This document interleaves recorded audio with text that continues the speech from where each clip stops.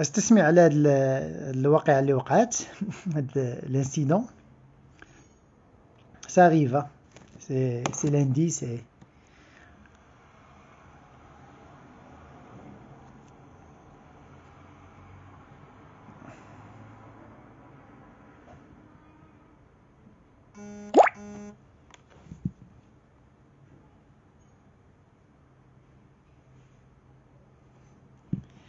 بقاو معايا نعلم دافيد انني je suis connecté. Et désolé les amis, un peu de patience.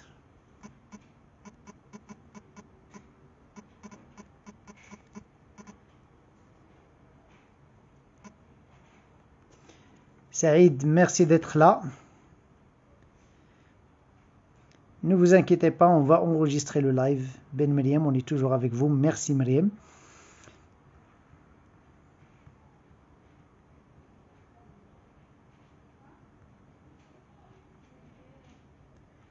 En attendant la présence de notre ami Boshra, bonsoir. C'est Ahmed travaille, Ahlan wa sahlan. Massa an-nour, Rania, Bnani. Si vous avez des questions, vous n'avez qu'à me poser, je vais les noter et après je prends mon David.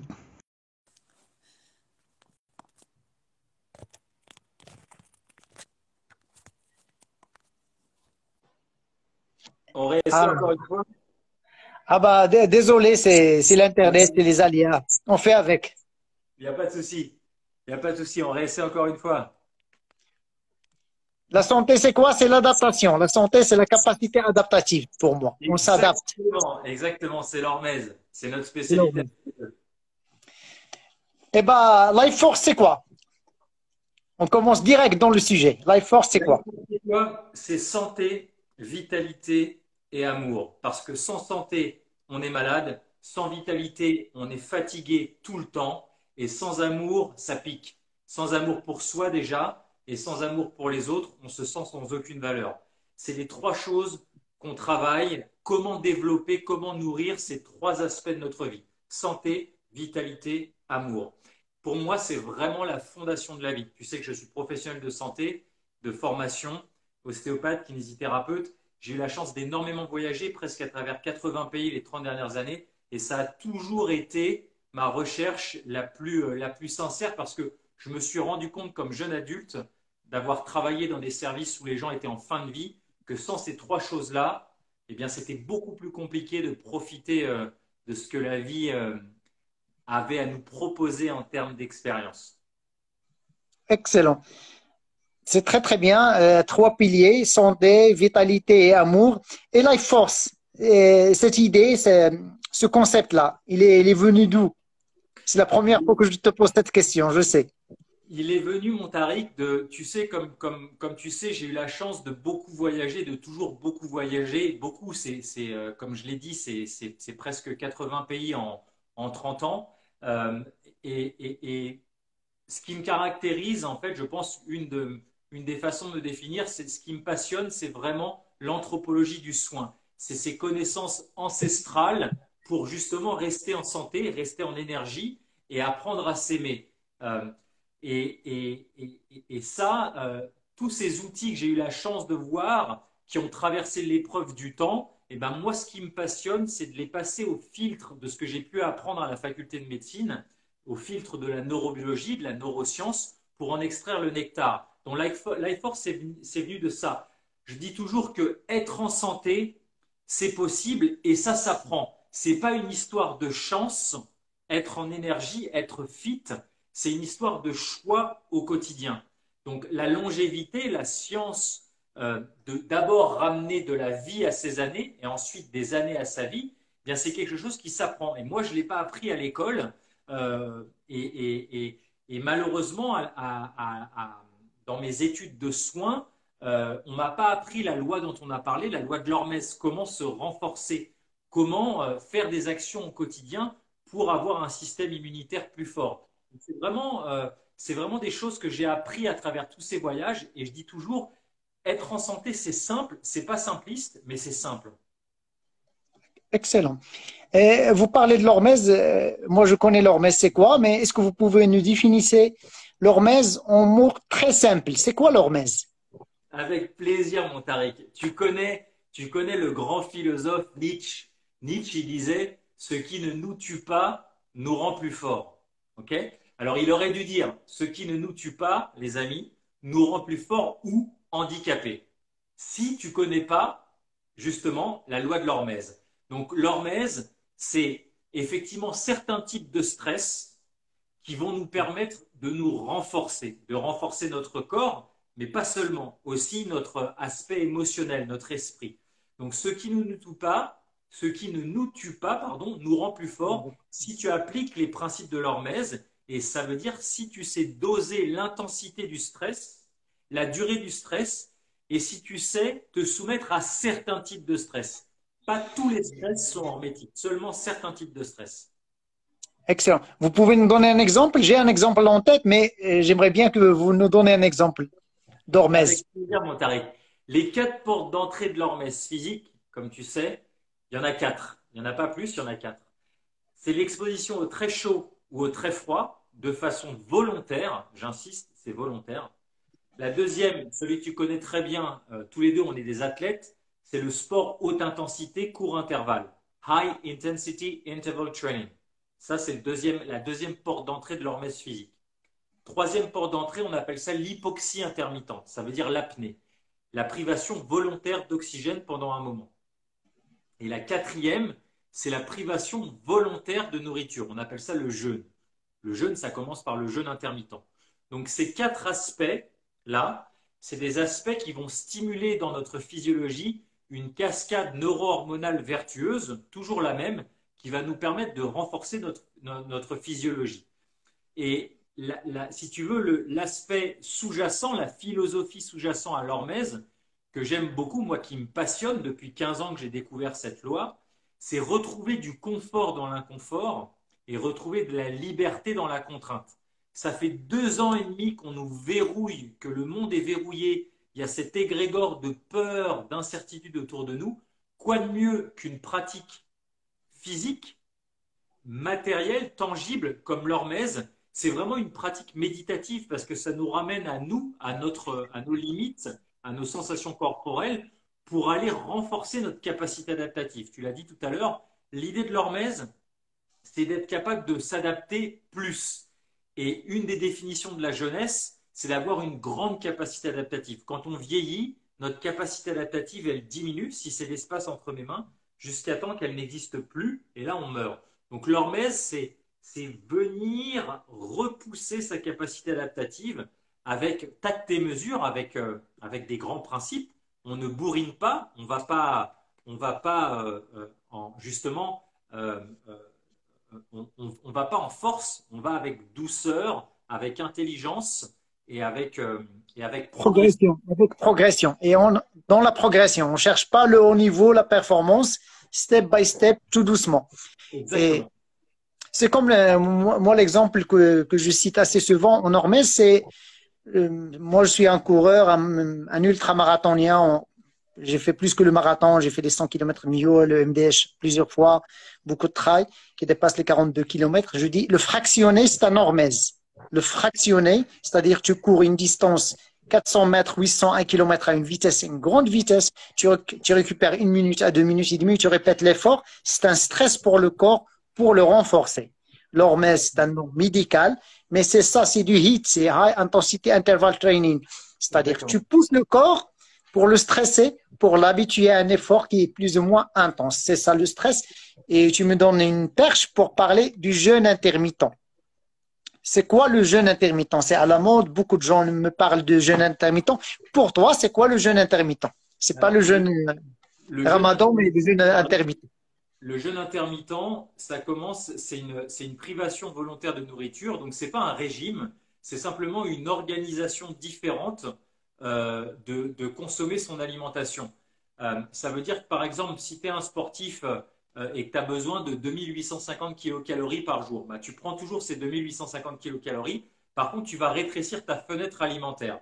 Au lieu de les manger de 8 heures du matin, petit déjeuner, le déjeuner à midi, pardon, et le dîner le soir à 19 heures, avec le goûter à 4 heures, eh bien, tu vas décider de manger, par exemple, entre midi et 18 heures ou midi et 19 heures. Ça veut dire que tu vas avoir une fenêtre de repos digestive beaucoup plus grande et les processus hormétiques vont se mettre de renforcement, vont se mettre en place à partir du moment où tu as un repos digestif entre 14 et 16 heures. Dans les recherches, on trouve que c'est à partir du moment où on arrête de manger pendant 14 à 16 heures d'affilée, on va déclencher dans notre physiologie des mécanismes qu'on appelle de sanogénèse. Ça veut dire c'est l'homme ou la femme de ménage intérieur qui va venir recycler tout ce qui a besoin d'être recyclé, nettoyé dans notre physiologie. Et notamment le mécanisme phare, il s'appelle l'autophagie. Ce mécanisme de recyclage qui a d'ailleurs valu un prix Nobel en 2016 avec le docteur Oshumi, un japonais, c'est justement sur ce mécanisme phare qui intervient pendant le jeûne, qui commence dans le jeûne intermittent, qui s'appelle l'autophagie. Donc le recyclage de tout ce qui a besoin d'être recyclé dans notre corps. Excellent. Les gens, je vois des commentaires en arabe, ils me disent Siyam mutaqatta'. Oui, c'est ça. C'est le jeûne intermittent, Siyam mutaqatta'. Je vais traduire juste un petit peu en arabe. C'est le principe, c'est 16 8 سوايع 16 ساعة ما كتاكلش 16 heures tu ne manges pas 8 سوايع كتاكل فيها كدير deux grands repas une collation جوج اكلات كبيرين وحده صغيره في هذيك 8 سوايع و16 ساعه ما كتاكلش كتشرب الماء كتشرب القهوه كافي دو تي مي سون سكر باش تخلي داك لو سيستيم ديال لوطوفاجي يعني الخلايا كتمشي تاكل دوك الخلايا الميته ولا القديمه كيتنقل الجسم من الداخل باسكو دي جون مو دوموند دو ترادوير en arabe pardon. J'adore, moi je suis fan. Je pense que la prochaine langue que je vais apprendre, je suis fan depuis toujours. Tu sais que j'ai déjà passé 6 mois de ma vie au Maroc, à Essaouira, et j'ai vraiment adoré. J'ai cru comprendre que tu as parlé du thé et du café. Le thé et le Oui. café sans sucre. Non, là, justement, je pense qu'une précaution oratoire qui est importante, c'est pas de café justement et pas de thé pendant le jeûne intermittent. C'est que de l'eau. Si c'est un jeûne intermittent hydrique, c'est vraiment aucun micronutriment qui rentre dans votre physiologie. Parce que le café et le thé, c'est la même molécule active, on l'appelle le 1,3,7-triméthylxanthine. Et c'est alors le café est beaucoup plus concentré, donc là où le café va être excitant, le thé va être stimulant, mais ça va demander à votre foie qui commence à détoxiner. Donc en fait, on n'est pas complètement au repos digestif. Donc si on veut vraiment parler de jeûne stricto sensu, c'est vraiment que de l'eau qui rentre si on parle de jeûne hydrique intermittent. Et après, il faut savoir qu'il existe aussi le jeûne sec intermittent. C'est qu'on ne boit pas et on ne mange pas. Moi, par exemple, ça fait une dizaine d'années que je ne mange pas et je ne bois pas avant midi. Je suis capable d'aller m'entraîner. Tu sais, je surfe beaucoup. Le matin, je ne mange pas et je ne bois pas. On dit que le jeûne sec est beaucoup plus… On dit qu'il est 3 fois plus rapide que le jeûne hydrique, selon les travaux notamment du docteur Filinov. Que vous retrouverez sur Internet notamment. Merci pour la précision. J'étais dans le tort, mais merci pour la précision parce que moi, je fais beaucoup de jeûne intermittent, mais je prends beaucoup de café, 2 tasses de café le matin et ça y est. Et de là me vient une question. C'est quoi le meilleur petit déjeuner? C'est une question qui est perpétuelle. Beaucoup de gens me la posent.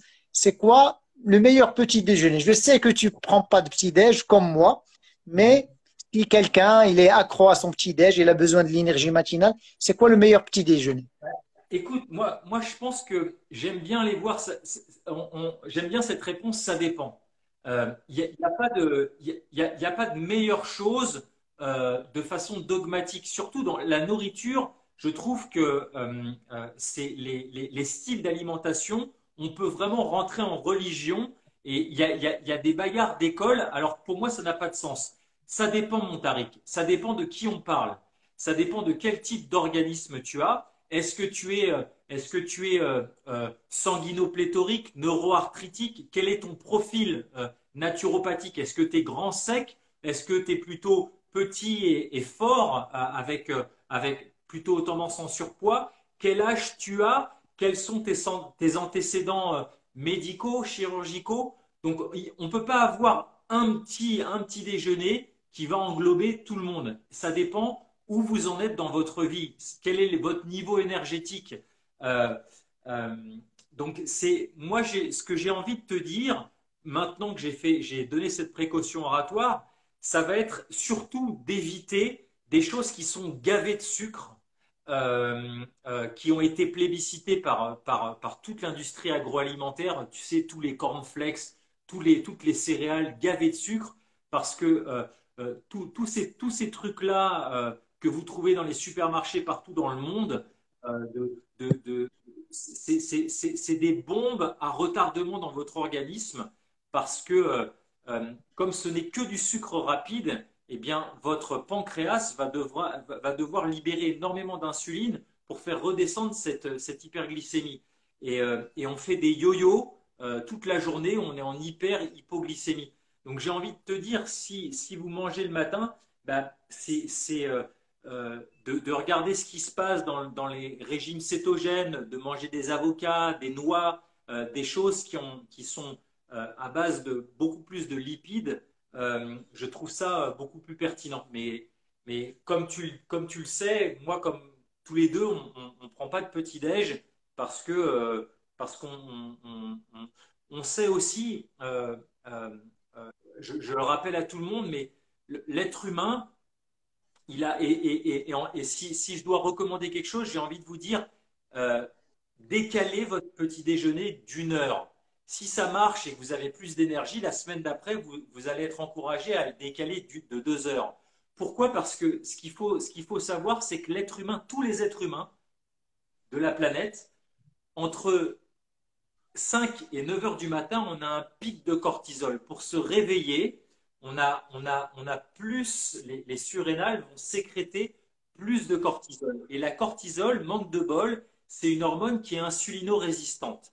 Ça veut dire que le petit déjeuner, le matin, pour faire rentrer le sucre du petit déjeuner dans nos cellules, notre pancréas, la glande qu'on a au niveau abdominal, qui sécrète de l'insuline, pour faire rentrer le sucre, devra en sécréter beaucoup plus. Donc c'est fatigant.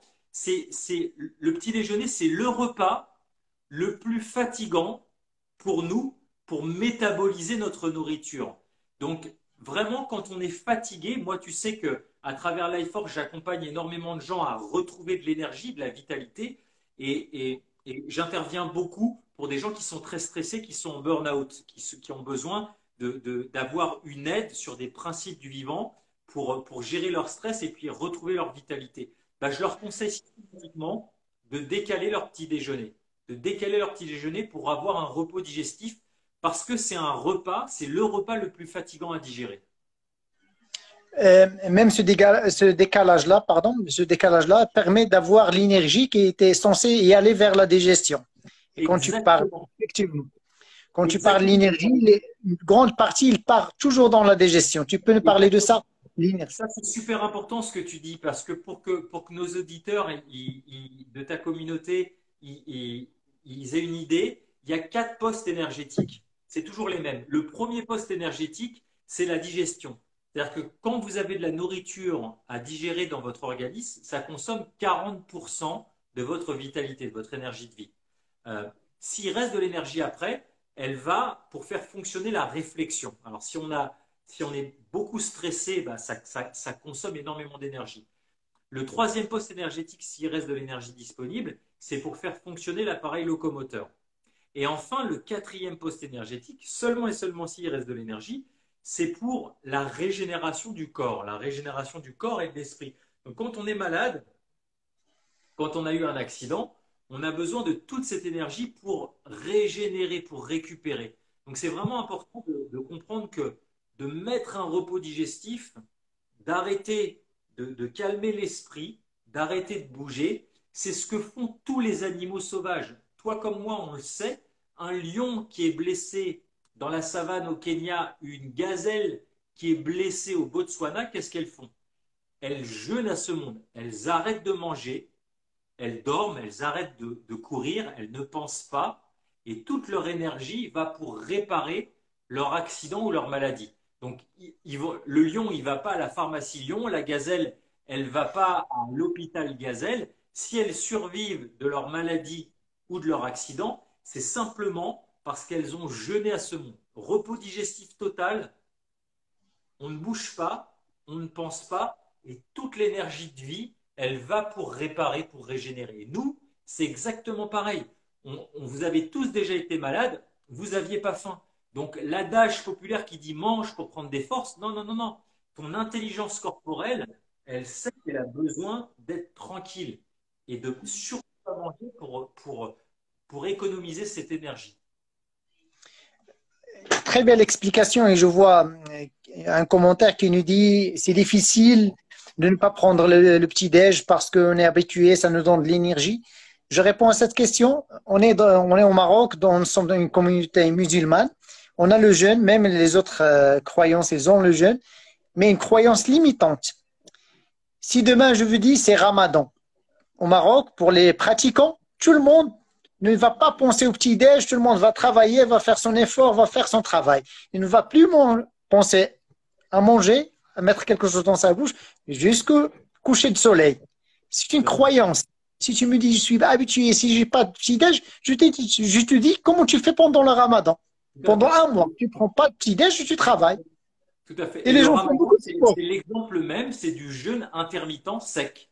C'est Oui, extraordinaire. Le jeûne intermittent sec, et c'est quelque chose, c'est vraiment une cure de jouvence aussi, oui. complètement. C'est ça, c'est juste des croyances limitantes. Il y a toujours une histoire qu'on se raconte pour nous limiter dans notre confort. Il y a toujours the story Et, behind the story. Il y a et une histoire qu'on se raconte. tu sais, pour aller dans ton sens, comme disait Henry Ford, que tu penses que ça va être difficile ou que tu penses que ça va être facile, dans les deux cas, tu as raison. Donc, si tu penses qu'effectivement c'est difficile, ça va être difficile. Alors, moi, ce que je te propose, comme dit Tariq, c'est de changer ta narration interne, ton discours intérieur, en te disant, bah, je vais expérimenter. Je vais expérimenter et dès demain, je décale mon petit déjeuner d'1 heure. Le mieux pour faire tomber les croyances limitantes, c'est de passer à l'action.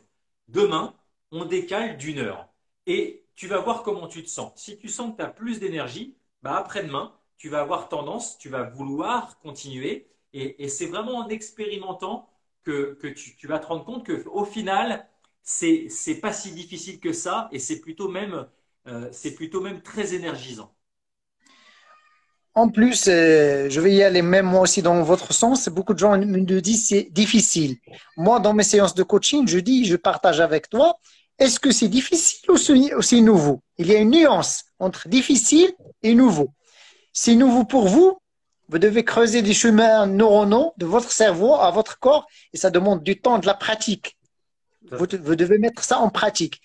Toujours la nuance entre nouveau et difficile. C'est pas difficile, c'est nouveau pour moi. Tout à Demain, fait. si je prends pas le petit déj et je suis habitué, c'est une expérience nouvelle pour moi. Mon corps, il est habitué au confort, il est habitué à une routine. C'est pour ça que je dois l'habituer à une nouvelle routine. Nous sommes des êtres de routine. Notre cerveau, il aime la routine. Installer des bonnes routines, des succès pour y arriver.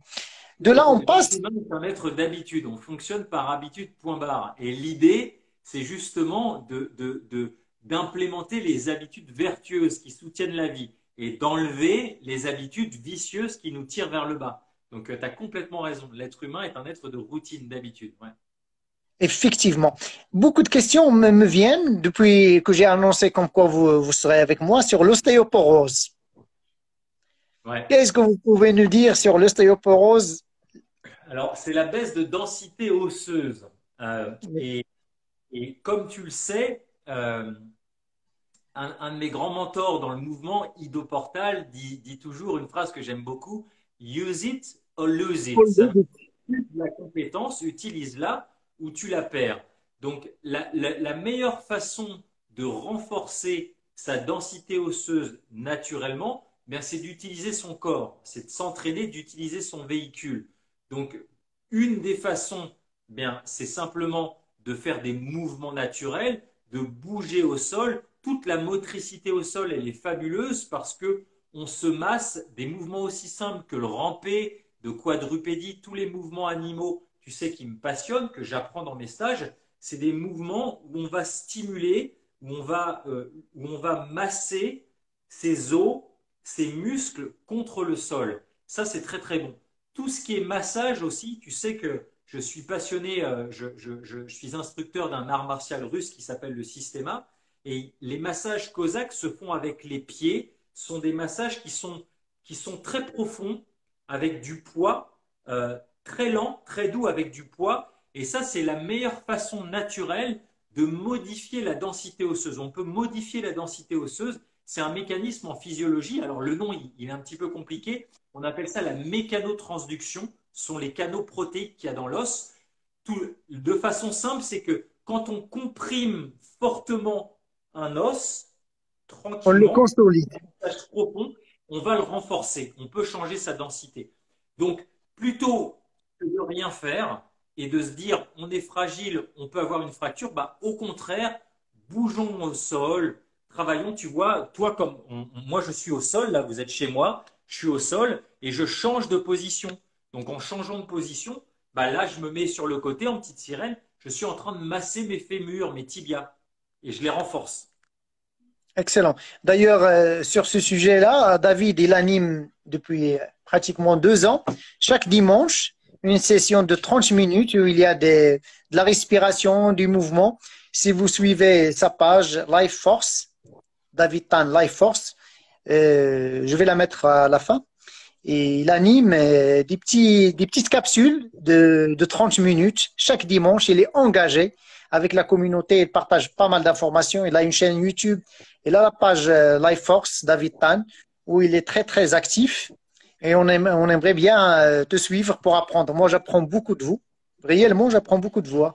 J'apprends beaucoup d'informations. On revient à notre quatrième volet, c'est l'hypoxie.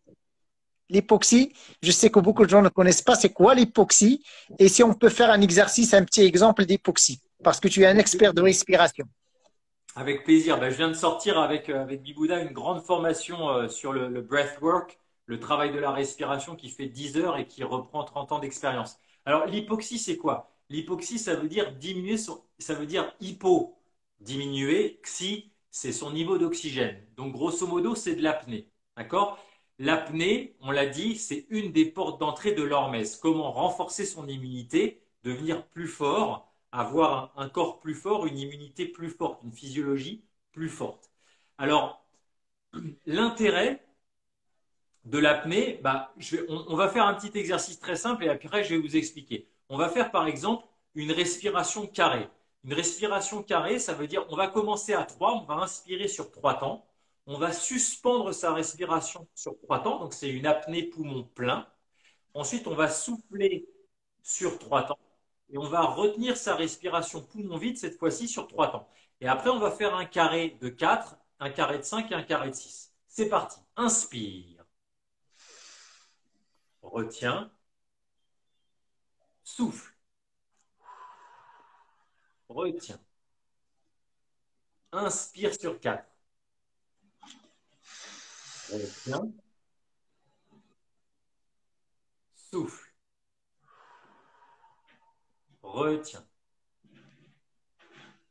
Inspire sur 5. Retiens. Souffle. Retiens. On fait un dernier carré sur 6. Inspire sur 6. Retiens. Souffle. Retiens. Magnifique. Là, vous avez expérimenté une respiration notamment qui est, cette respiration, on l'appelle box breathing, la respiration carrée. C'est une respiration qui permet de calmer sa physiologie, de stimuler le système parasympathique, c'est la pédale de frein de la physiologie, et c'est une respiration notamment qui est utilisée par les forces spéciales américaines, on appelle ça les Navy SEALs, quand il y a énormément de stress, c'est une respiration qui permet de garder son focus mental. Donc, il y a énormément d'intérêt dans cette respiration. Et cette respiration, vous avez expérimenté quand on l'a fait, parce que rien ne vaut la pratique, une apnée poumon plein et une apnée poumon vide. Et on peut monter, moi c'est cet exercice-là, on peut monter jusqu'à des carrés qui font 20. J'inspire sur 20 ans, je retiens sur 20 ans, je souffle sur 20 ans et j'expire sur 20 ans. L'idée de l'hypoxie intermittente, de faire des apnées, alors il y a des protocoles d'exercice, il y en a énormément, il y en a des centaines, si ce n'est pas des milliers. Moi, ce qui m'intéresse dans mon travail à Life Force, c'est d'extraire des principes. Les principes, par exemple, sur la respiration, sur 30 ans de pratique, sur énormément d'exploration d'écoles de respiration différentes, en hyperventilation, en hypoventilation, j'ai extrait 17 principes essentiels qui reviennent. Une fois qu'on connaît les principes, on peut créer ses propres protocoles. Ce qu'il faut comprendre, c'est qu'à chaque fois qu'on arrête de respirer volontairement, personne n'est en train d'essayer de vous étouffer, hein, c'est volontaire, eh bien, on va stimuler plus de globules rouges, une production de plus de globules rouges. Les globules rouges, IPO. ce sont les petites Twingo rouges qu'on a dans le sang qui vont pouvoir véhiculer les passagers oxygène qu'on respire, qui vont rentrer à travers le nez dans les poumons, dans les alvéoles. Et cet oxygène, une fois qu'il est dans les petits sacs en papier qu'on appelle les alvéoles, il va traverser les sacs en papier pour rentrer dans la circulation sanguine. C'est des grandes autoroutes. On a 120 000 km d'autoroutes. De 120 000 km, c'est 3 fois le tour de la Terre. Et ces passagers oxygène, ils vont s'asseoir. Il y en a 4 qui vont s'asseoir par voiture, qui sont des Twingo rouges, qui sont les globules rouges. Quand on arrête de respirer, nos reins vont produire le cortex rénal beaucoup plus de globules rouges. Et du coup, c'est extrêmement bon pour notre immunité, c'est extrêmement bon pour nos performances sportives, pour guérir d'une maladie, récupérer d'un accident, parce qu'on va avoir plus de capacité à transporter de l'oxygène là où il est nécessaire. L'oxygène, il n'est pas nécessaire dans les poumons, il est nécessaire dans les cellules, dans les trilliards de cellules qu'on a dans le corps, il est nécessaire pour produire de l'énergie. Donc, à chaque fois qu'on fait des apnées, ben, on va produire plus de globules rouges, donc plus de transporteurs d'oxygène. C'est le principe de l'EPO, c'est du dopage. C'est ça, exactement. On produit, c'est exactement ça. Le terme technique, scientifique, on produit de l'EPO, l'érythropoïétine. C'est le dopant que s'injectaient les coureurs du Tour de France à l'époque qui avaient fait un scandale. Bah, à chaque fois qu'on fait des apnées, on va produire cette hormone naturellement, l'érythropoïétine, qui va stimuler le cortex rénal pour produire plus de transporteurs, plus de Twingo rouges, plus de globules rouges. Effectivement. Je vois des commentaires, une personne a écrit c'est difficile, c'est nouveau, c'est pas difficile, c'est votre première fois. Faites la différence. C'est une expérience, c'est une nouvelle expérience. La respiration pour maigrir. Tu sais, beaucoup de gens souffrent de plus de poids, sans jugement. Il y a des gens qui souffrent. Amina, il est avec nous, il souffre aussi du poids. Comment faire pour, C'est énorme. avec la respiration? Réapprendre à respirer. Tu sais que j'ai développé une grande expertise sur ça parce que mes deux premiers métiers, mes deux premières passions de kinésithérapie et d'ostéopathie, la respiration, elle est centrale. J'ai énormément travaillé en rééducation cardio-pulmonaire quand j'étais kiné. L'ostéo, la respiration, elle est centrale. Et dans tout ce que je fais à Life Force, c'est la première chose avec laquelle je travaille sur la gestion de stress pour alchimiser son intériorité, ses émotions négatives, et ensuite complètement transformer sa vie. Vous respirez entre 23 000 et 25 000 fois par jour. 23 000 à 25 000 fois par jour. La respiration, c'est un comportement. C'est le seul comportement involontaire inconscient, les amis, qu'on peut rendre volontaire et conscient. Pour la perte de poids, j'ai envie de te dire, pour réguler son poids, que ce soit perdre du poids ou que ce soit pour en gagner, que vous soyez en surpoids ou en sous-poids, la respiration, c'est 70% de la détox de ton corps. J'ai dit quoi? La respire, c'est 70% de la détox. Donc, la transpiration, c'est 20%. Les selles, allez, c'est 7% et l'urine, ce n'est que 3%. Donc, réapprendre à respirer, ça va permettre de détoxiner, d'optimiser 70% de la détoxination. Quand on est en surpoids, on a besoin de savoir détoxiner son corps. Donc, c'est réapprendre à respirer, c'est de se rapprocher, c'est de venir me voir, de venir voir Tariq, de réapprendre à respirer. 9 adultes sur 10 ne sait plus respirer. Ça, c'est déjà énormément. Vous chercherez sur Internet, ce sont les statistiques. Et moi, c'est mon expérience d'accompagnant, de professionnel de santé, sur 40 000 personnes accompagnées en one-to-one de 80 nationalités différentes. Effectivement, 9 sur 10 ne sait pas respirer. Moi, j'ai dû réapprendre à respirer quand j'ai pris la teneur de ça. Énormément de sportifs ne savent pas respirer. Donc, un truc Effectivement. pour ta communauté, mon Tariq, le truc de base, le biohack le plus puissant. C'est vraiment le truc le plus puissant qui change complètement nos vies. Surtout, on parlait de, tu me demandais pour ceux qui sont en surpoids. J'ai envie de vous dire, surtout vous, mais tout le monde. Est-ce que vous respirez maintenant? On fait un arrêt sur image. Est-ce que tu es en train de respirer par le nez ou par la bouche? Tu regardes autour de toi, 9 personnes sur 10 respirent par la bouche. On appelle ça mouth breather. 9 sur 10. Quand vous êtes en pilotage automatique perdu dans les pensées, vous respirez par la bouche. Quand on respire par le nez, quand on réapprend à respirer par le nez tout le temps, on sécrète de l'oxyde nitrique. Les sinus de la boîte crânienne, les cavités qu'on a dans la boîte crânienne, elles vont produire un gaz qui s'appelle l'oxyde nitrique NO, qui est antiviral, antibactérien. C'est plutôt pas mal en ce moment. Ouvre les voies aériennes supérieures. Tous les asthmatiques, bah, welcome, c'est juste génial. Ça ouvre les voies aériennes supérieures. Et au niveau alvéolaire, au niveau des poumons, ça permet de mieux assimiler l'oxygène au niveau alvéolaire. Donc, c'est le biohack. Tu sais qu'une de mes spécialités, c'est le biohacking. C'est une de mes passions. Comment optimiser, avec des choses simples, notre vie? Eh ben, respirer par le nez, c'est un accélérateur de bonheur, de performance et de bonheur. D'ailleurs, pour rigoler un petit peu et pour partager, je dis la bouche, elle est faite pour manger, pour s'embrasser, le nez pour respirer. Exactement, exactement. C'est C'est pas fait exactement. pour respirer, c'est juste pour manger. Effectivement, je trouve que c'est une pipette ce que tu dis là par rapport à la respiration nasale et je la pratique assez souvent.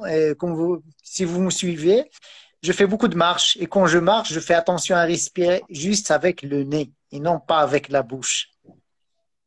Exactement. Et je fais même de la marche afghane, le box splitting, mais en marchant, 4 pas en inspirant, 4 pas en bloquant, 4 pas en expirant, et je monte progressivement, 5, 5, 5, 5. C'est-à-dire, je Alors, fais 5 pas. en box C'est la marche breathing. afghane, tu la connais et je la connais. C'est un exercice fantastique pour récupérer, pour avoir une forme, une pêche Alors, le rythme de de ouf. base de la marche afghane, c'est 3-1-3-1. Trois pas, j'inspire, un pas, je retiens ma respiration, 3 pas, je souffle, et un pas, je retiens ma respiration. Ça, c'est le rythme de base avec lequel les Afghans traversaient les déserts.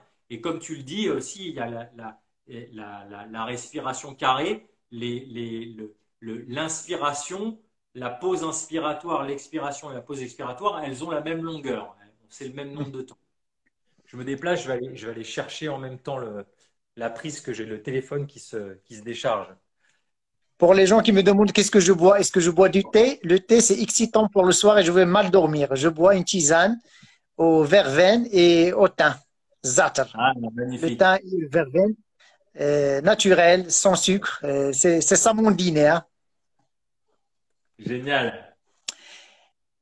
David, je te suis sur les réseaux sociaux et je vois que tu es très actif sur Vivo Vojo, tu fais pas mal de formations, mais Ouais, il ne vous demande pas dis-moi. une question que j'aimerais bien te la poser pour la première fois. Raconte-nous une journée de David Tan. C'est quoi une journée de David Tan? Sans rentrer dans les choses personnelles, une journée du coach David Tan. Une journée du coach David Tan. Euh, alors, je pense, tu sais, plus j'avance dans la vie, on a le même âge tous les deux, on est passionné de mouvement, on a les arts martiaux en commun.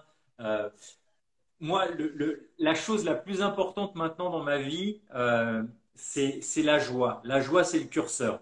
Donc, c'est de mettre un maximum de choses. Plus j'avance dans ma vie, je sais que je suis sur le bon chemin si j'arrive à vivre un maximum de choses par jour qui me mettent en joie. Donc, ce que je fais le matin, la première chose que je fais, bon, j'habite au bord de l'océan, tu sais que je suis passionné de glisse sur l'eau, de surf notamment. de kitesurf, de foil, enfin tout ce qui glisse, ça me passionne.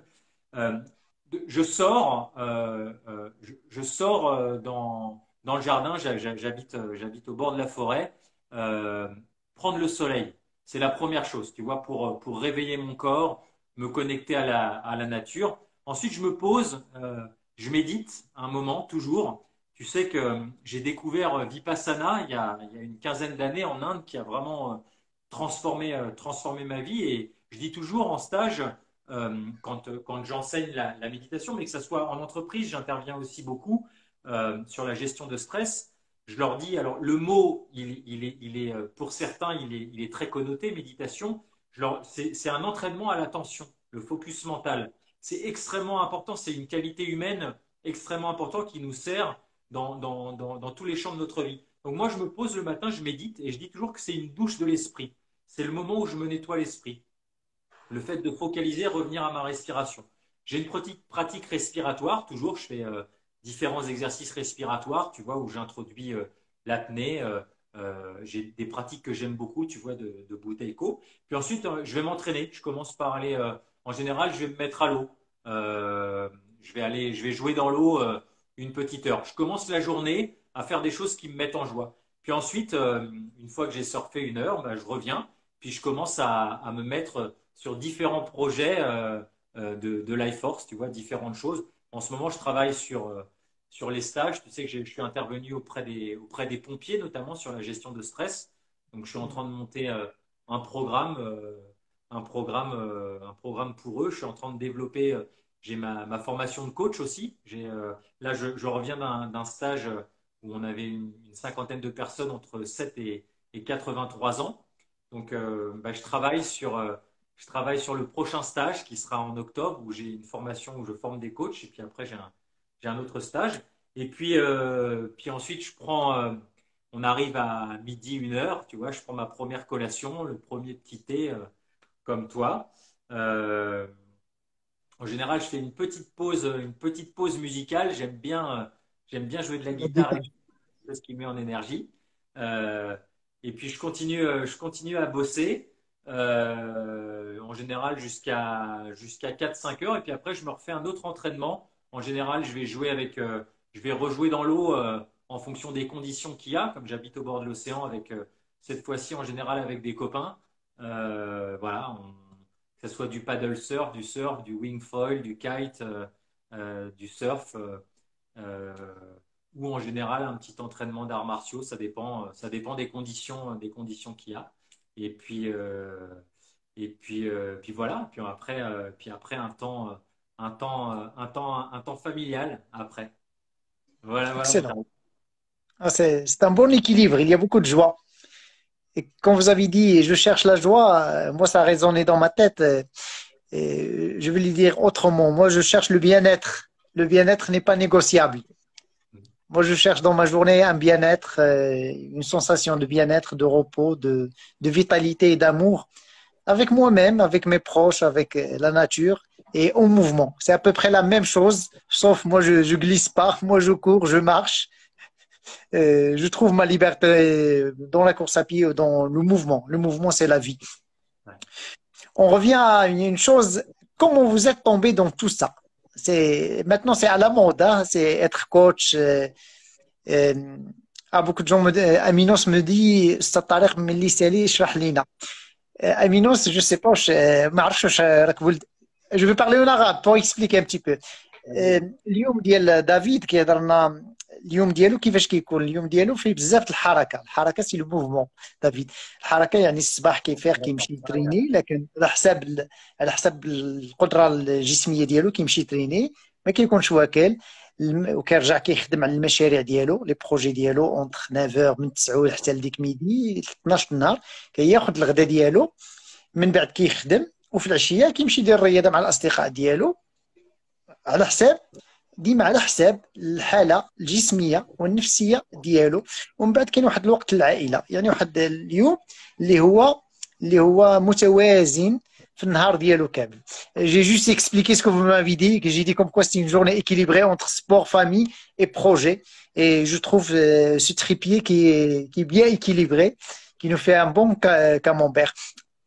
comment vous faites là, comment vous avez fait pour tomber dans tout ça? Maintenant, c'est à la mode, être coach holistique, être enseignant, c'est à la mode après le Covid, c'est les bienfaits du Ouais. Covid. Beaucoup de gens s'intéressent à leur santé. Mais toi, comme moi d'ailleurs, on a le même âge, on a vraiment le même âge. Ça fait des années qu'on pratique, ça fait des années qu'on est là. Moi, c'est presque 22 ans que je suis dans le coaching, dans l'accompagnement, dans le sport et même dans les interventions dans les entreprises. J'interviens beaucoup dans les entreprises. Et j'aimerais bien savoir comment David il est tombé dans ça. Pourquoi tu as choisi cette route-là? J'ai choisi cette route au départ parce que j'avais envie de guérir toutes mes blessures. Guérir, tu sais, j'ai choisi cette voie au départ. J'ai eu mon bac à 17 ans, donc j'ai commencé à étudier la kinésithérapie, j'avais 17 ans à la fac, puis j'ai enchaîné avec l'ostéopathie.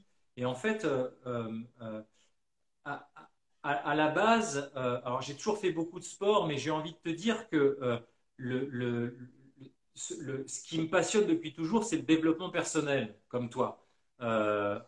Bien sûr, j'ai appris aussi à accompagner les corps, à soigner les corps. Le corps lui-même se guérit. Nous, un soignant vient juste accompagner. Euh, Parce que je pense que tout ça m'a attiré au départ parce que j'avais envie de guérir les blessures que j'avais pu avoir petit en grandissant physique ou émotionnel. Donc au départ, c'était très égocentré. Euh, j'avais le livre, mon livre d'ailleurs, je vais le montrer que j'ai écrit, le deuxième, Revivre, c'est que vous trouverez sur mon site, lifeforcewithyou.com. Au départ, c'était mon guidebook, c'était mon livre, mon journal intime. C'est-à-dire que pendant 30 années de vie de voyage, à chaque fois que je voyais des gens heureux, je leur demandais, mais comment tu fais? C'est quoi ton truc? Quelle est ta pratique de vie? Pour moi, Tariq, la vie, elle se pratique. La vie se pratique. La vie, c'est comme un jeu, elle a des règles. On ne joue pas au jeu de la vie sans connaître les principes du vivant, sans connaître les règles. On se fait mal. Moi, je n'ai pas appris, on ne m'a pas enseigné les règles. Donc, il y avait plein de choses qui n'allaient pas. Et du coup, en avançant dans la vie, en grandissant, bah, j'ai voulu comprendre, j'ai expérimenté. Et j'ai commencé à écrire à chaque fois qu'il y avait des choses que j'expérimentais, qui marchaient, je les notais. Et puis au bout de 20 ans, bah, ça, je l'ai transformé en un bouquin. Et un bouquin où c'est des principes. C'est pas des techniques, la vie, c'est des principes. Quels sont les principes du vivant? Euh, et donc, j'ai envie de te dire, au départ, ça a été vraiment quelque chose, une quête très personnelle. Et puis, en avançant, je me suis rendu compte que ça marchait pour moi. J'ai réussi de plus en plus subtilement à me connaître déjà, à réparer ce qui avait besoin d'être réparé chez moi et avoir des outils qui fonctionnaient. Comme j'avais un métier d'accompagnant, ben, je voyais que ça aidait d'autres personnes aussi. Et comme tu l'as dit, on n'est pas tombé dedans il y a 2 ans, quoi. Moi, ça fait 30 ans que je fais ça. Donc, euh, et j'ai eu envie, en fait, d'aider les gens de plus en plus en amont. C'est-à-dire que mon métier de professionnel de santé, au bout d'un moment, c'était un frein parce que les gens, ils s'attendent à quelque chose. Et ils s'attendent à être, en ostéo, on dit manipulés. Ils s'attendent à une intervention. Moi, ce qui m'intéresse dans la partie corporelle, c'est de donner des outils comme toi aux gens pour qu'ils soient autonomes. Euh, euh, en sachant harmoniser son corps en utilisant le sol. Le sol, c'est l'harmonisateur du corps par excellence. On n'a plus besoin de se faire manipuler. En apprenant à éteindre son alarme de stress, à savoir gérer son stress dès qu'il vient, en apprenant à se connaître, bah, on peut faire des choses pour soi qui sont extrêmement puissantes parce qu'on les prend suffisamment tôt. Donc c'est ça ce qui me passionne dans la vie maintenant, c'est ça. Life Force, ce type d'accompagnement, ça a vraiment donné sens à ma vie et valeur à mes actes. Vraiment. Excellent. Euh, Quand vous parlez, il y a Samira qui a demandé qu'est-ce qu'il mange, Monsieur David, et je vais répondre. Je ne sais pas qu'est-ce qu'il mange, mais je vais répondre par une chose. Il n'y a pas de Samira, il n'y a pas de recette miracle ou magique. Ça dépend. Tu dois trouver ta formule. Chacun de nous trouve sa formule. On n'a pas besoin de gourou, de tarek ou de X ou de Y pour vous donner la formule. On est là juste pour, pour l'inspiration. Si vous voulez des informations, il y a Google, il y a YouTube, il y a pas mal de formations, il y a des bouquins, il y a de l'information. David ou moi, on est juste là pour inspirer la prise en charge personnelle de l'individu. La santé, ça se pratique. Et qui va pratiquer la santé? C'est pas moi ou David ou un coach ou un gourou. C'est toi, c'est votre responsabilité. Je suis Vous d'accord avec cherchez toi. de l'inspiration, vous cherchez pas beaucoup d'informations, mais juste mettez en pratique parce qu'il y a l'infobésité. L'infobésité. Beaucoup d'informations, des milliards d'informations. D'ailleurs, j'étais en train de lire le bouquin de Jim Quick, Le cerveau illimité, limitless. Il est là.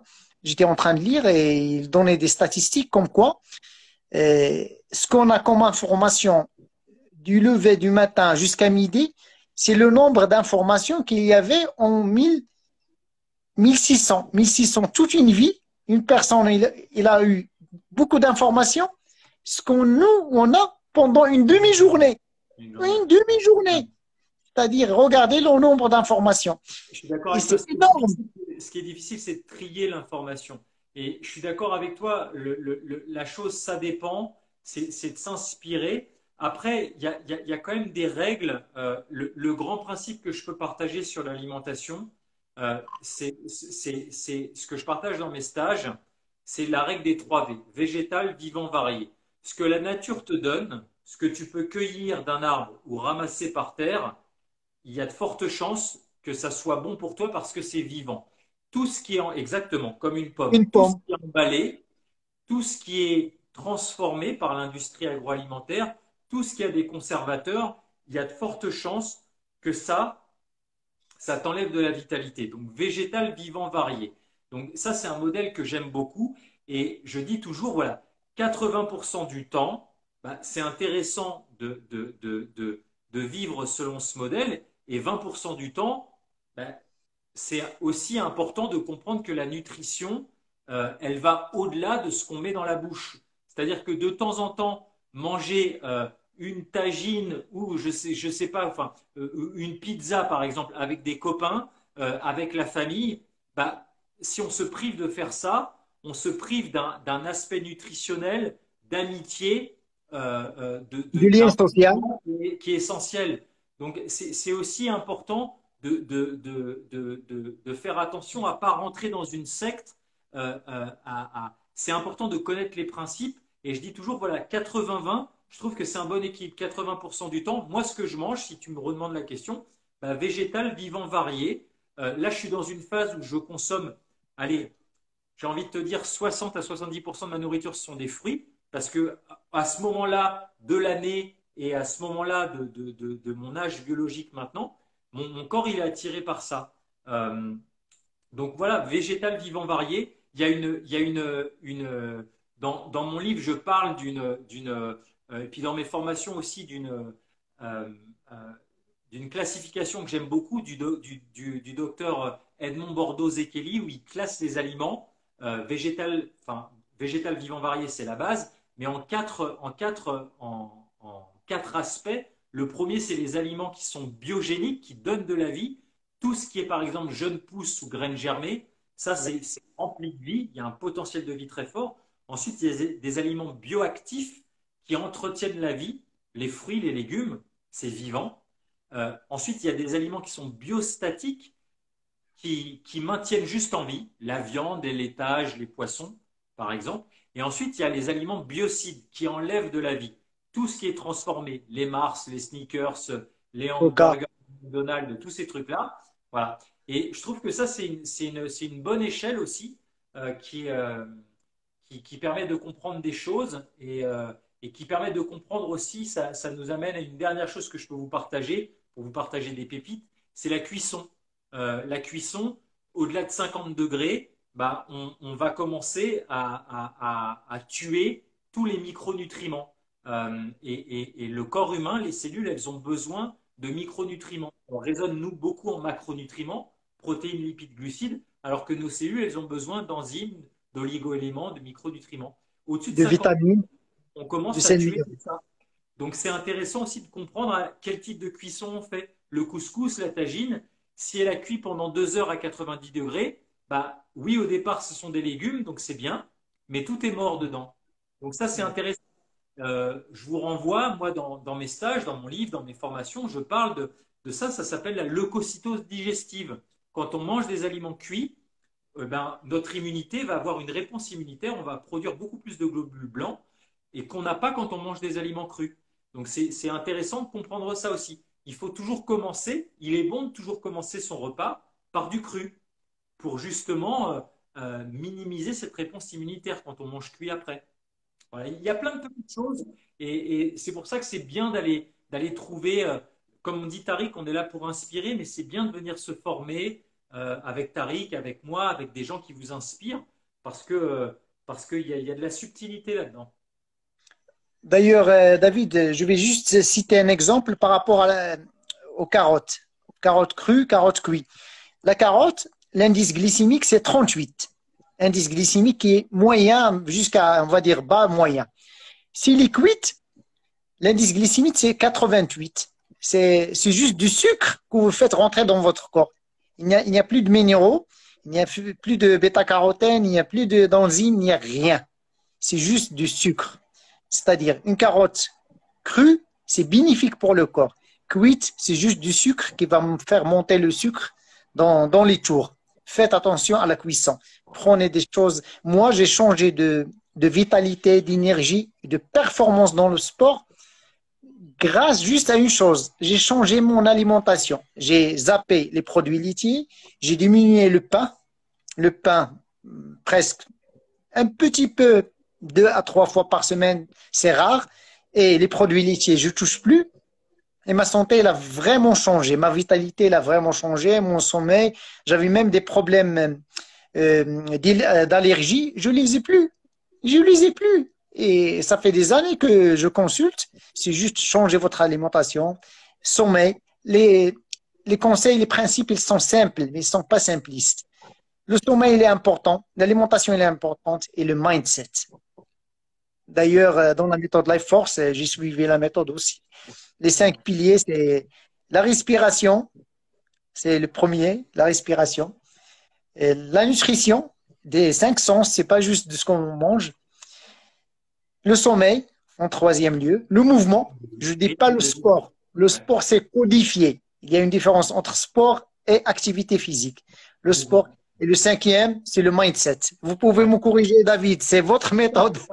C'est exactement ça. Le rythme de vie, nutrition des 5 sens, mouvement, pas sport, mouvement. Le corps, il a besoin de mouvement naturel. Est-ce que tu passes ta journée, parce que si tu passes ta journée assis sur une chaise devant un ordinateur et que tu fais 3 heures de sport par semaine, c'est pas suffisant. La nutrition de l'appareil locomoteur, c'est le mouvement. Quel type de mouvement naturel tu as dans ta journée? La respiration, comme tu l'as dit, c'est le quatrième pilier. On respire 23 000 à 25 000 fois par jour. Est-ce que tu sais respirer ou pas? Et enfin, comme tu dis, le mindset, l'état d'esprit. Je dis toujours que la qualité de nos vies dépend de la qualité des questions qu'on se pose. On n'aura pas toutes les réponses à nos questions dans notre vie, mais est-ce que vous êtes confort avec les questions? Est-ce que les questions sont bien posées? Est-ce que vous vous dites à chaque fois pourquoi je suis nul à ça, pourquoi j'y arrive jamais? Là, votre inconscient va chercher que des réponses négatives, vicieuses. Si on apprend à reformuler, à se parler autrement, à avoir un autre discours intérieur, une autre narration interne, en se disant par exemple quel est le cadeau derrière, comment je peux mieux faire la prochaine fois, ça c'est quelque chose qui va être porteur, qui va être vertueux, qui va vous tirer vers le haut. Euh, Parmi les dernières questions, je sais que votre temps est précieux, c'est le mental. Comment travailler notre mental? Un mental qui est positif, un mental qui est de l'hormèse. Comment vous travaillez le mental? Je veux de l'inspiration. Alors, bah, justement, il y a plusieurs choses. La première chose, c'est déjà repérer. On peut travailler que des choses qu'on a identifiées. On a 60 000 pensées par jour. C'est les travaux du docteur Daniel Amen, c'est de la neuroscience. 48 000 pensées sont négatives. Ça veut dire que on a, l'être humain, 33 pensées négatives par minute. Donc l'idée, c'est de repérer ça, repérer votre narration interne, votre discours intérieur. Qu'est-ce que vous êtes en train de vous dire toute la journée? Une fois qu'on a repéré ça, bah, comme tu as dit tout à l'heure, Tariq, on va pouvoir euh, s'entraîner comme le sport. On peut entraîner son focus mental, son attention sur des choses qui vont bien. On va pouvoir reprogrammer, comme tu l'as dit tout à l'heure, tu as utilisé ce mot-là, reprogrammer de nouvelles autoroutes neuronales, de nouveaux schémas neuronaux pour focaliser son attention. Au lieu de la focaliser sur les problèmes, ça on est doué pour ça, eh bien on va focaliser sur ce qui va bien, sur la gratitude par exemple, sur les choses pour lesquelles on a envie de remercier dans sa vie. Et ça, c'est un entraînement dans la journée. J'appelle ça, moi, une discipline du cœur de commencer sa journée. Tu m'as demandé tout à l'heure comment je commençais ma journée. Ben, à la fin de ma méditation le matin, je prends un temps toujours où je remercie pour trois choses. Trois choses. Ça, et je vous propose qu'on le fasse ensemble là maintenant. Pensez à une chose pour laquelle vous avez envie de remercier. Fermez les yeux et pensez à une chose pour laquelle vous avez envie de remercier. Pas une chose compliquée, peut-être une chose très simple comme vous êtes capable d'aller faire pipi tout seul. Vous êtes capable de marcher peut-être. Vous avez un toit où dormir ce soir, un lit. Une fois que vous avez cette pensée-là, ben, je vous invite à garder les yeux fermés, vous allez inspirer et vous allez soupirer. Et vous allez faire circuler cette pensée à travers le soupir dans toutes les cellules de votre corps. Ça va descendre dans votre cœur et ça va infuser dans toutes les cellules de votre corps. Encore une fois, on inspire.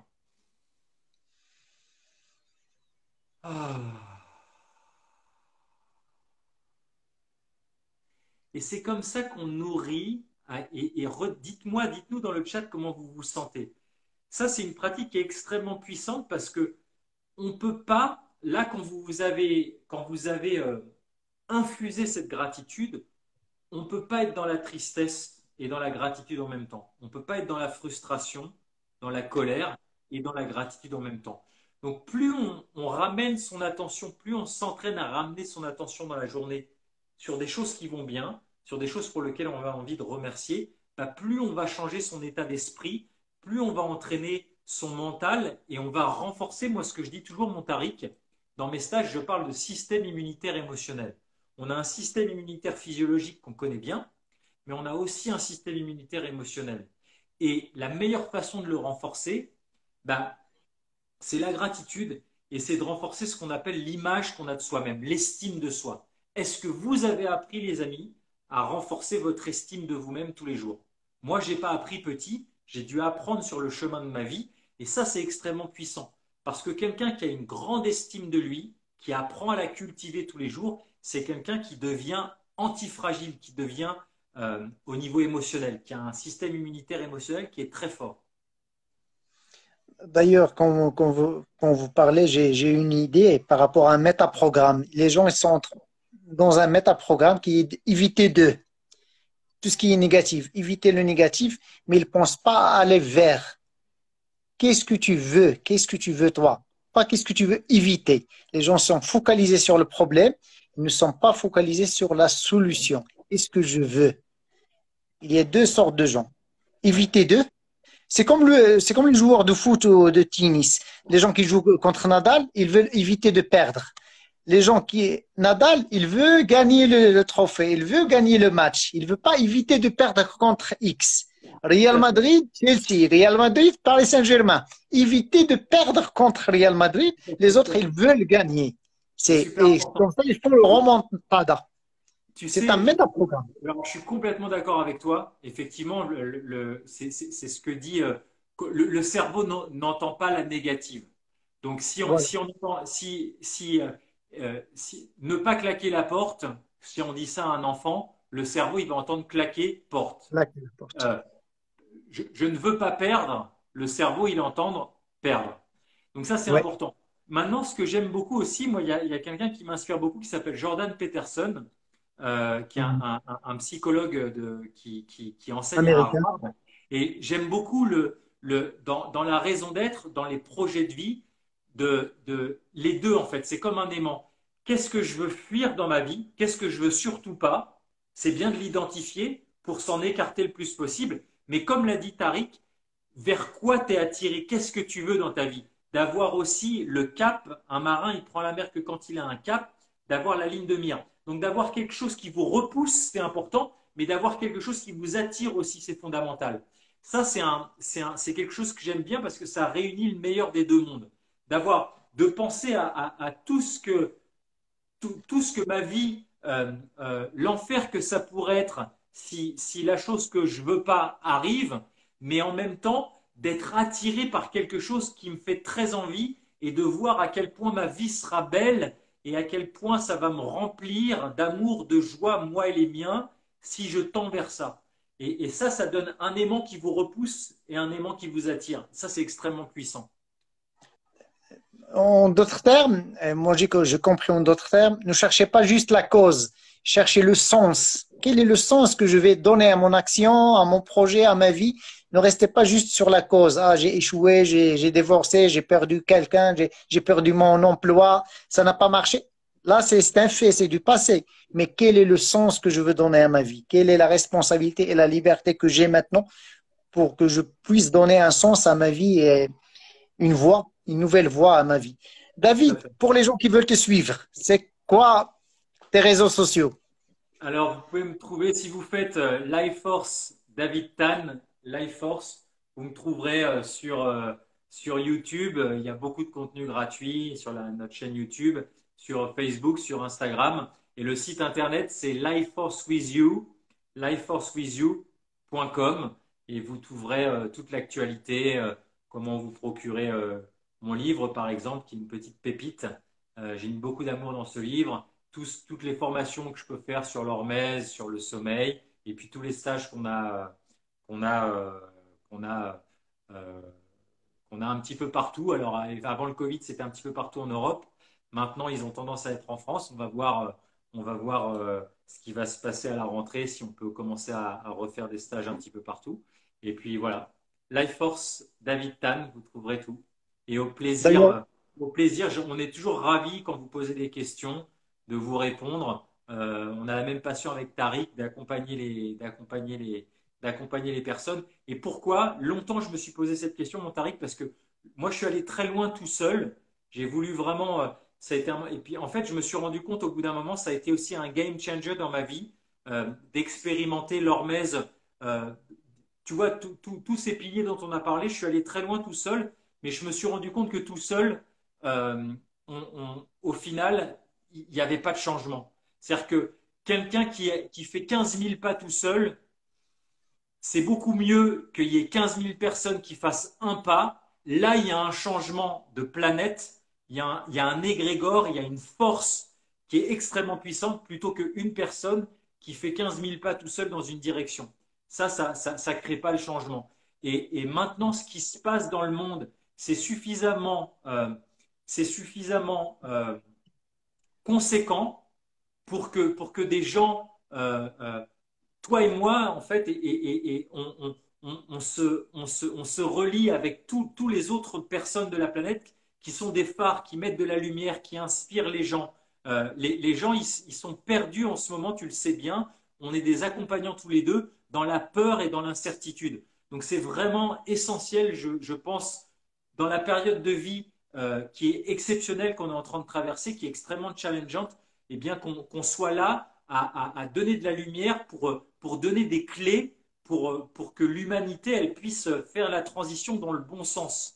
Et ça, j'y crois avec tout mon cœur, pour que les gens soient autonomes et puissent sortir de la peur. Et la meilleure façon, et je finis sur ça, de sortir de la peur et de l'incertitude qu'il y a autour de nous, qui est véhiculée par ces médias mainstream, c'est la pleine confiance. La pleine confiance, c'est de contacter en soi que j'ai les ressources de proposer une réponse, peu importe ce qui se passe. Je ne suis pas dans la réaction, les amis. Je sais que j'ai en moi les capacités de proposer des réponses. Et l'hormèse qu'on a avec l'amour qu'on a, Tariq et moi, pour l'hormèse, qui commence par l'hormèse physique, le sport haute intensité, l'apnée, les bains froids, le jeûne, la privation volontaire de nourriture, eh bien, c'est retrouver du confort dans l'inconfort. C'est qu'à chaque fois que je fais ça, j'apprends à me connaître, à connaître mes limites, je stimule mon immunité et je suis fier de moi. Je suis fier de moi parce qu'au départ, je pensais que j'y arriverais pas et finalement, par l'expérience, je vois que j'y arrive. Donc je contacte mes ressources et vous allez voir que ces vertus-là, elles vont passer dans le plan émotionnel et vous allez devenir beaucoup plus antifragile, beaucoup plus résilient au stress après. Et ça, c'est vraiment, vraiment le meilleur que je vous souhaite, mes amis. Excellent. David, juste, tu as parlé d'une chose qui est très importante, on se connaît. D'ailleurs, la confiance en soi, ça vient de la connaissance de soi. Si je vous demande, est-ce que vous pouvez faire confiance à X que vous ne connaissez pas, vous allez me dire non, je ne le connais pas. Eh bien, c'est la même chose avec vous-même. Si vous ne vous connaissez pas, vous n'aurez pas confiance en vous. Et l'hormèse, c'est une porte pour se connaître, pour confronter les difficultés choisies et non subies, pour s'améliorer, pour connaître ses limites, pour les découvrir, pour faire partager ce que vous savez et reconnaître ce que vous ne savez pas et travailler dessus. Je vous remercie infiniment, David. C'était un plaisir. C'est juste honoré de ta présence avec moi. Et je vous demande, chère communauté, de suivre David, David Tan, Life Force, sur les réseaux sociaux. J'apprends énormément de la chaîne YouTube qu'on partage mutuellement. D'ailleurs, ces lives ils sont partagés sur ma chaîne aussi. Et suivez David Tan. Il a dit pipette. Merci David. Je te souhaite beaucoup de bonheur, beaucoup d'amour et beaucoup de vitalité. Merci à Warda qui est là, notre ami en commun. Ciao, ciao. Bonsoir les amis. Salam alaikum. Ciao les amis. Merci Tariq. Ciao, ciao. Ciao.